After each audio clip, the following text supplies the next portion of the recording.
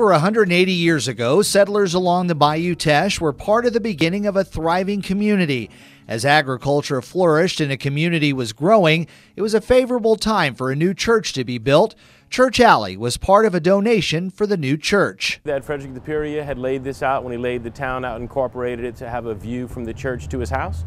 And then later that became Mount Carmel. Unfortunately, Mr. DePerrier never saw the church from his home. Like 2 or 3 weeks after incorporating the town and donating the land and putting it all together, he passed away.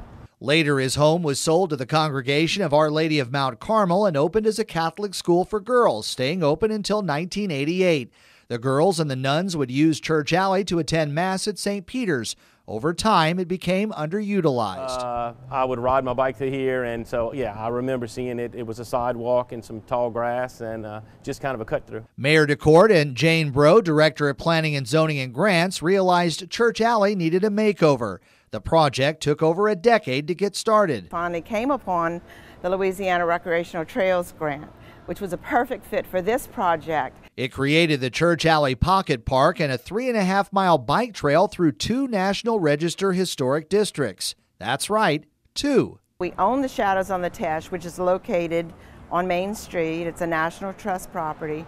And so it's the only property on a Main Street, in a Main Street program, only one in the whole country. Architect Paul Allen grew up in New Iberia and was happy to get involved. It was a space between 2 buildings. It was very blighted.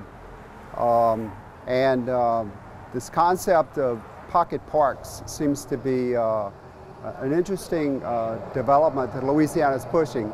His design helps to contain the space. Inspiring sort of creation with the arches to contain the space so it wasn't just open to the air. It's really interesting at night because the lights light up and it gives a canopy effect.